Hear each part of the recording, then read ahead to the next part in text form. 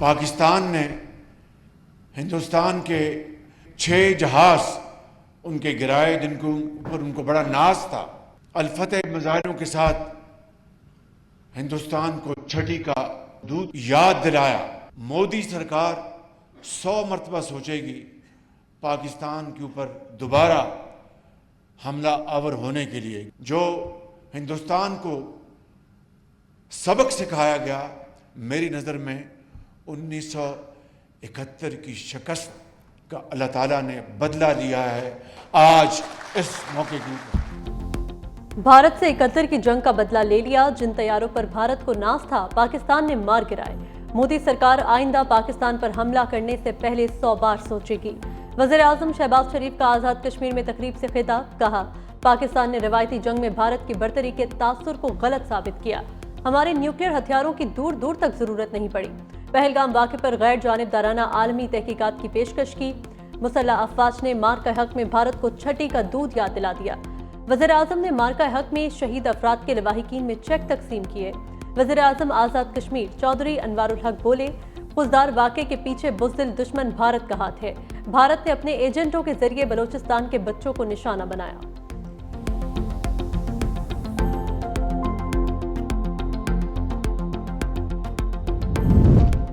भारत ने सिंतास मुआहिदे की खिलाफ वर्जी की तो कश्मीर आज़ाद और तमाम 6 दरिया पाकिस्तान के होंगे। तर्जुमान पाक फौज लेफ्टिनेंट जनरल अहमद शरीफ चौधरी का 2 टोक ऐलान। कहा, मुसल्लह अफवाज ने भारतीय फौज को ऐसा सबक सिखाया है कि वो कभी नहीं भूलेगा।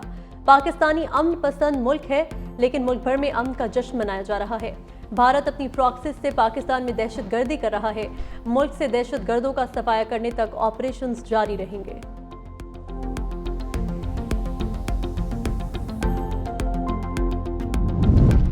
बजट पर बानी से मुलाकात न कराई तो IMF शराइत पूरी नहीं करेंगे।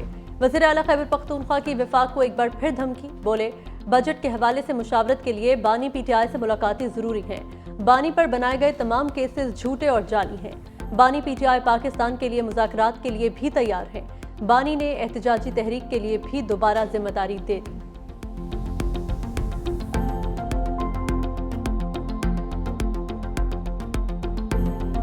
जो 9 मई को एक जमात ने किया और कुछ लोग उनके बहकावे में आ गए, वही सब कुछ दहशतगर्द भी करते हैं, वही सब कुछ इस दफा हमारे दुश्मन मुल्क इंडिया ने भी हमारे पे करने की कोशिश की है। उनका निशाना भी हमारी जो आर्म्ड फोर्सेस हैं उसकी तनसीबात थी। उस सियासी जमात का निशाना भी हमारी आर्म्ड फोर्सेस की तनसीबात थी। आर्म्ड फोर्सेस की अस्करी तनसीबात है, उनको आग लगाई गई, उनको नजर आतिश किया गया, उनको पाँव के तले रौंदा गया। आज उन्हीं जहाज़ों ने, उसी एयरफोर्स ने, उसी फजाइया ने दुश्मन के 5 जहाज मार गिराए और दुनिया में अपना नाम रोशन किया। 9 मई को एक सियासी जमात ने भारत से बड़ा हमला किया था। जिन वर्दियों की तौहीन की गई, उन्हीं वर्दियों ने मुल्क का सर फख्र से बुलंद किया। जो धरती का वफादार नहीं, वो किसी का भी वफादार नहीं। वज़ीर आला पंजाब मरियम नवाज का सरगोदा में तलबा से खिताब। कहा, अल्लाह ताला ने पाकिस्तान को अजीम फतह अता फरमाई। हमने भारत के फ्रांसीसी साख्ता राफेल तैयारे मार गिराकर दुनिया को हैरान कर दिया। अजीम फतह पर अफवाज पाकिस्तान, हुकूमत और अवाम को मुबारकबाद। PTI पर तनकीद करते हुए मरियम नवाज बोली, हमें डेथ सेल में डालने वाले कहाँ हैं और हम कहाँ हैं? जो बच्चे इनके बहकावे में आए वो जेलों में हैं। हम लैपटॉप और कलम उठाएंगे, पत्थर और बंदूकें नहीं। मुल्क की असल सीसा पिलाई दीवार मुल्क के बच्चे हैं। वज़ीर आला मरियम नवाज ने तलबा में लैपटॉप और वज़ाइफ भी तकसीम किए।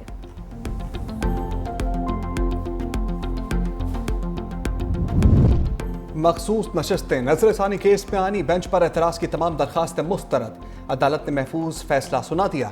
नजरसानी केस की कार्रवाई की लाइव स्ट्रीमिंग का हुक्म भी दे दिया। सुन्नी इत्तेहाद कौंसिल की 26वीं आईनी तरमीम को पहले सुनने की दरखास्त भी मुस्तरद। अदालत का IT डिपार्टमेंट को लाइव स्ट्रीमिंग के इंतजाम करने का हुक्म। मखसूस नशस्तों पर नजरसानी की दरखास्तों पर मजीद समात 26 मई तक मुलतवी।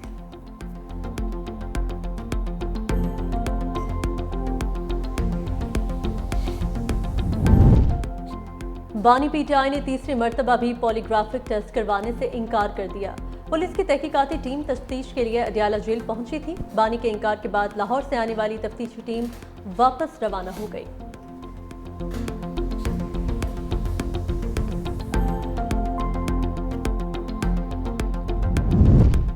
इस्लामाबाद हाईकोर्ट ने 26 नवंबर के एहतजाज के सिलसिले में गिरफ्तार 86 पीटीआई कारकुनों को जमानत पर रिहा कर दिया। दरखास्तों की समाअत इस्लामाबाद हाईकोर्ट के कायम मकाम चीफ जस्टिस सरफराज डूगर और जस्टिस मोहम्मद आसिफ की सरबराही में डिवीजन बेंच ने की। कारकुनों की जमानतें 10-10 हज़ार रुपए के मुचलकों के एवज मंजूर की गई। इससे पहले मातहत अदालतों ने जमानतें खारिज कर दी थी।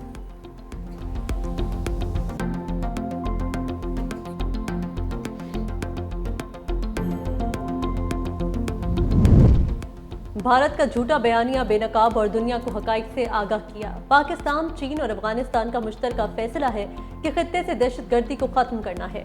सह-फरीकी इजलास में इत्तेफाक किया कि अपनी सरजमीन दहशतगर्दी के लिए इस्तेमाल नहीं होने देंगे। नायब वज़ीर-ए-आज़म इसहाक डार कहते हैं, दहशतगर्दी के खात्मे के लिए हम सबको मिलकर काम करना होगा। चीन CPEC-2 शुरू करने के लिए भी तैयार है। पाकिस्तान, अफगानिस्तान और उज़्बेकिस्तान रेलवे पर बात हो रही है। अगर ये नेटवर्क्स बन गए तो गवादर पोर्ट असल मानों में फाल हो जाएगा।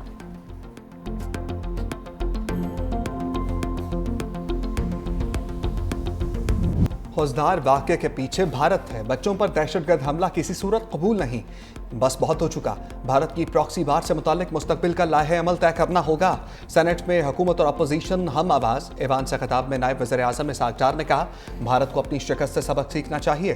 पाकिस्तान समेत पूरे खित्ते से दहशतगर्दी का खात्मा ज़रूरी है। हमसाया मुल्क से दहशतगर्दी नहीं होनी चाहिए। जंग बंदी बरकरार है। शराफत और इज्जत इसी में है कि भारत सुलह कर ले। पीटीआई रहनुमा सेनेटर अली जफर बोले, दहशतगर्दी और दहशतगर्दों के लिए कोई रहम नहीं होना चाहिए। पाकिस्तान कभी झुका है ना कभी झुकेगा। सेनेटर इरफान सदीकी ने कहा, भारत पाकिस्तान में दहशतगर्दी के लिए अपनी प्रॉक्सीज को पैसे और ट्रेनिंग देता है। ऐसे लोगों के खिलाफ सख्त कार्रवाई होनी चाहिए। सेनेटर शायरी रहमान ने कहा, हमारी जंग अफगानिस्तान से आए दहशतगर्दों और भारतीय फंडिंग से चलने वाले सहूलतकारों के साथ है। सेनेटर अनवारुल हक काकड़ ने कहा, पाक भारत कशीदगी में तकब्बुर के देवता को शिकस्त हुई।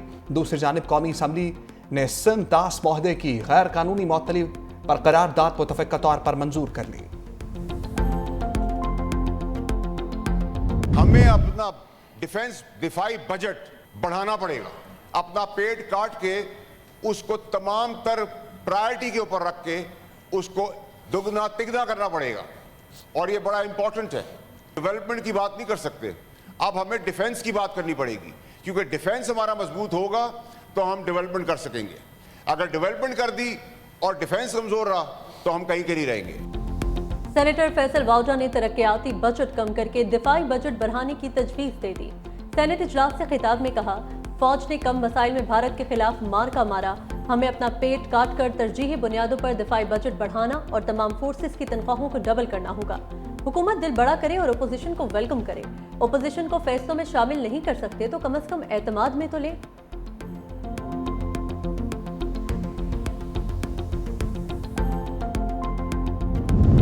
वज़ीर-ए-आज़म मोहम्मद शहबाज शरीफ से आलमी मालियाती इदारे के वफ़द की मुलाकात। हुकूमत की IMF प्रोग्राम पर अमल दरामद के हवाले से मौशी इस्लाहात और मुस्बत नताइज पर इत्मीनान का इजहार। वज़ीर-ए-आज़म ने कहा, पाकिस्तान मौशी इस्तेहकाम के बाद तरक्की की जानिब गामजन है। हुकूमत की अव्वलीन तरजीह है कि मैक्रो इकनॉमिक सतह पर इस्लाहात के साथ साथ इदारा-जाती इस्लाहात में भी तेज़ी लाई जाए। वफ़द का पाकिस्तान के इस्लाहात और मौशी इस्तेहकाम और तरक्की में IMF की जानिब से ताबुन जारी रखने का इजहार।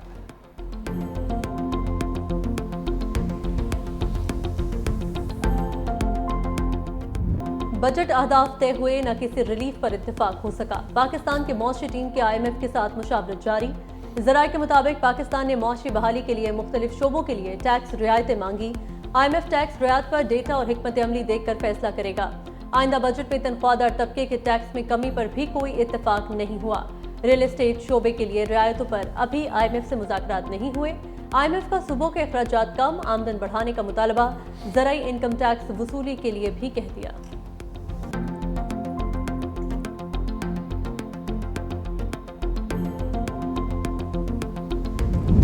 Army chief general Syed Asim Munir को फील्ड मार्शल के बैजेस लगाने की तकरीब आज होगी। ऐवान सदर में रात 8 बजे होने वाली खसूसी तकरीब के दौरान जनरल आसिम मुनीर को फील्ड मार्शल के बैजेस लगाए जाएंगे। तकरीब में वज़ीर आज़म शहबाज शरीफ, वफाकी वज़रा समेत सिविल और अस्करी शख्सियात शिरकत करेंगी।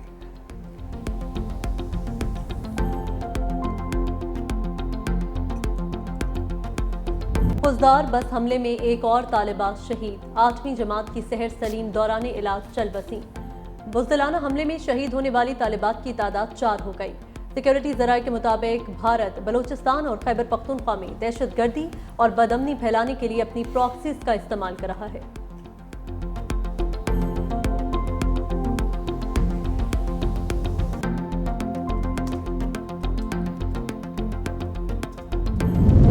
बलूचिस्तान में स्कूल बस हमले के पीछे भारत है। सिख फौज जस्टिस के सरबराह गुरपतवंत सिंह पुन्नू कहते हैं मोदी सरकार पाकिस्तान में बच्चों को निशाना बनाने के जिम्मेदार है। बच्चों को निशाना बनाना मोदी हुकूमत की खुफिया दहशतगर्दी की अलामत है। बलूचिस्तान हमला मोदी की गंदी जंग का सबूत है। रॉ पाकिस्तान में प्रॉक्सीज को असलहा और माली इमदाद दे रहा है।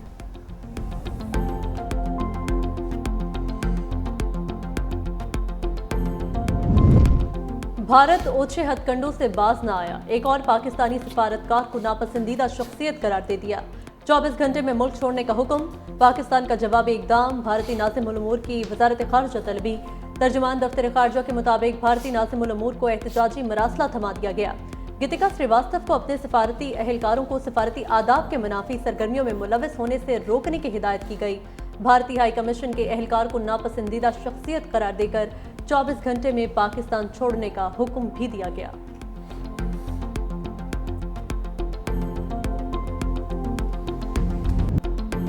मैंने तिजारत के जरिए पाकिस्तान और भारत के दरमियान जंग बंदी कराई। पाकिस्तान के साथ एक बहुत बड़ी डील करने जा रहे हैं। सदर ट्रंप ने एक बार फिर पाक भारत जंग बंदी का क्रेडिट ले लिया। पाकिस्तानियों की तारीफ करते हुए कहा कि पाकिस्तानी बहुत अच्छे हैं, उनके लीडर भी अजीम हैं। मेरी ख्वाहिश है दुनिया में अमन कायम रहे। कोई ना कोई तो आखिरी गोली चलाने वाला होना ही था।